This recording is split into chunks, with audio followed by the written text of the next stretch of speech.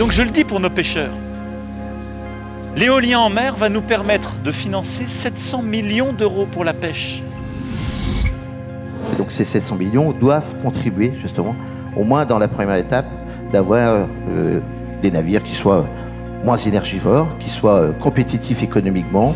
Là, ils ont tout trouvé, en fait, un modèle d'artificialité économique qui va permettre de maintenir le chalutage, alors que cet argent-là permettrait enfin d'enclencher une transformation qui soit durable.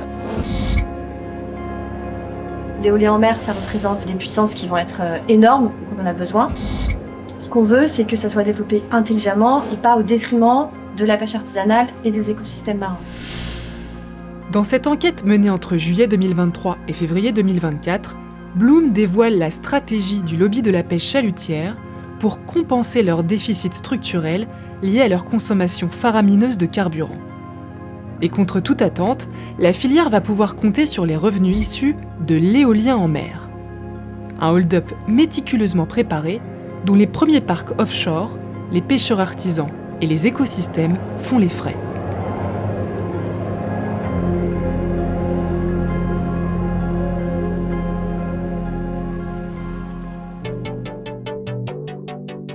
La France a engagé sa transition énergétique. L'installation d'éoliennes flottantes au sud de la Bretagne s'inscrit dans ce cadre. Grâce à leur technologie innovante, les éoliennes flottantes sont installées loin des côtes sur des flotteurs. Chez Bloom, on est en contact avec des pêcheurs sur tout le littoral français et on a eu des alertes de la part de pêcheurs de la baie de Quiberon qui nous ont alertés sur le développement du parc éolien de Belle-Île. C'est des pêcheurs bretons qui nous ont donné l'alerte, qui nous ont alerté sur le fait qu'il y avait des coraux sur cette zone du futur parc éolien, des coraux noirs et des coraux jaunes. Donc on a commencé à s'intéresser au processus de désignation de cette zone de parc éolien. Au cours de notre enquête, on se rend compte que l'implantation du parc éolien de Belle-Île dans la zone côtière, au détriment des pêcheurs artisans et des écosystèmes marins vulnérables, elle n'est pas fortuite. Car tout l'enjeu de cette opération de lobbying réside dans la zone d'implantation du parc. Implantation qui ouvrira l'accès, plus tard, à d'énormes montants d'argent public. En 2020, tandis que les citoyens, les associations, les industriels et les élus jouent le jeu du débat démocratique, les 4 points que vous avez indiqués sont situés sur des zones de pêche. Une décision inattendue de l'État va intriguer les équipes de Bloom. On a un débat public qui a duré 6 mois avec un budget de plus d'1 million d'euros et qui est parvenu à la conclusion qu'il fallait une implantation au large. Il y avait un consensus pour une implantation au large pour plusieurs raisons. Déjà des raisons paysagères, donc principalement motivées par les associations de riverains et les citoyens. Également pour des raisons environnementales, parce qu'on savait qu'il y avait des fonds rocheux plus proches des côtes, donc qui sont plus fragiles, qui sont moins résilients et qui abritent des écosystèmes plus vulnérables. Et il y avait également un positionnement des industriels de l'éolien eux-mêmes qui demandaient à ce que l'implantation soit au large, parce que justement, implanter un parc éolien sur des zones de fonds rocheux, c'est pas pratique pour les travaux, ça coûte plus cher, c'est plus contraignant. En fait, à tous les points de vue, une grande majorité des acteurs et des parties prenantes voulaient une implantation le plus au large possible. Et là, le gouvernement annonce une implantation dans la zone côtière, au détriment de la pêche artisanale et d'écosystèmes vulnérables. Et il y a un acteur, seul, envers et contre tout, qui va se féliciter de cette décision, c'est Olivier Lenezet, qui est le président du comité départemental, du comité régional et du comité national des pêches, qui explique, je le cite, qu'on a choisi la zone de moindre contrainte. Et on se rend compte que le seul critère pour le comité national des pêches, c'est de ne pas toucher aux zones de la pêche au chalut. Je crois que c'est important qu'ils aient conscience qu'on ne lâchera rien pour que cette filière puisse continuer à exister.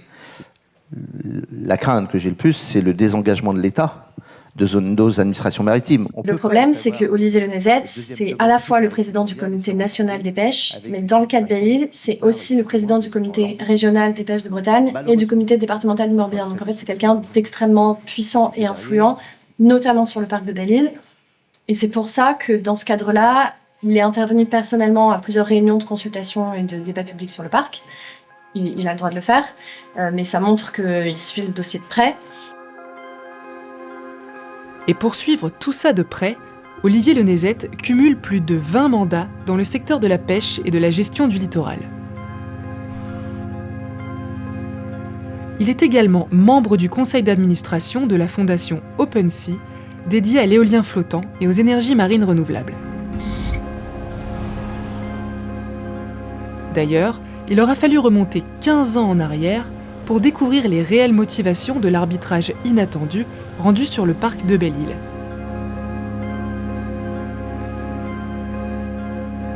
Olivier Lenezet a su jouer de son influence pour mettre la main sur une manne financière aussi généreuse qu'inépuisable, la taxe éolienne. En fait, quand on s'intéresse à la construction de cette taxe éolienne et à comment elle a évolué au fur et à mesure des années, c'est là qu'on se rend compte que les intérêts et les représentants de la pêche industrielle, ils se sont intéressés à cette question depuis longtemps. Ils ne sont pas arrivés là juste pour le cadre du projet de Belle-Île, mais c'est une réflexion et une insertion dans les processus politiques qui datent d'il y a plusieurs années. En 2005 est créée une taxe sur l'éolien en mer qui est à destination des communes et des départements du littoral, donc les communes et les départements concernés qui voient les éoliennes s'implanter au large. Et en 2010, par une opération de lobbying auprès du gouvernement et à l'Assemblée nationale, le lobby de la pêche industrielle parvient à s'accaparer et à faire main basse sur toute une partie de cette taxe éolienne. Le lobby de la pêche industrielle devient le bénéficiaire de 35% de cette taxe sur l'éolien en mer.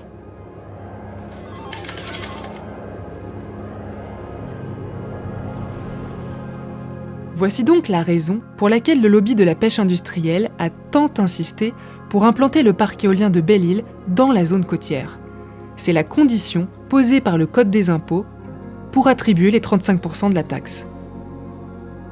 Par son emprise sur les comités des pêches, le lobby du chalut s'assure donc un contrôle quasi absolu de cette manne financière.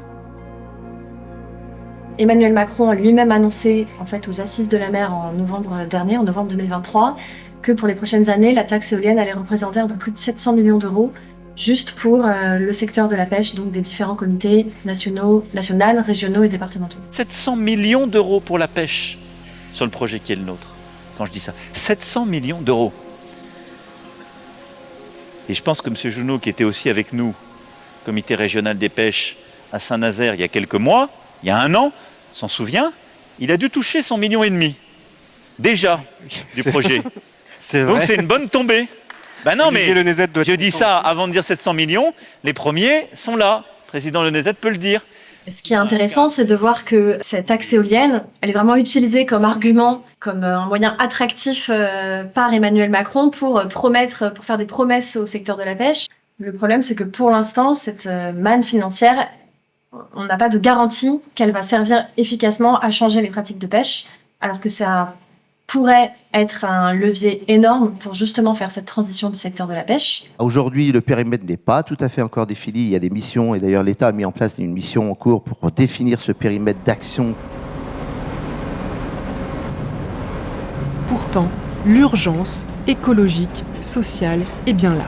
Les preuves scientifiques s'accumulent.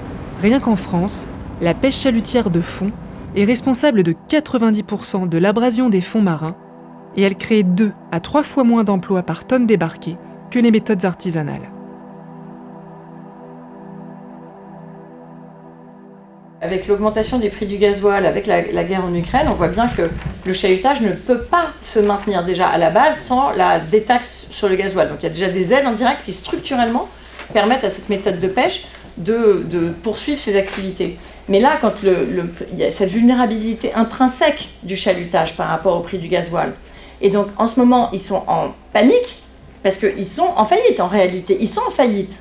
Et la faillite est évitée de façon artificielle par de l'argent public.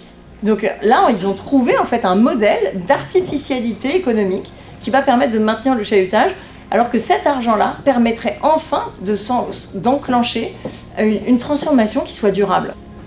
Mais après, il n'est pas trop tard. Parce que c'est pour ça qu'on le met dans le débat public maintenant. Parce qu'on peut encore inverser les choses. Les élus, le conseil régional, l'Assemblée nationale, le ministère peut encore décider de faire autrement. En résumé, Bloom révèle dans cette enquête comment le chalutage, une méthode de pêche destructrice, condamnée pour ses méfaits écologiques, énergivore et structurellement déficitaire, a trouvé dans la manne inespérée de l'éolien en mer le moyen de survivre financièrement alors qu'elle est en faillite chronique.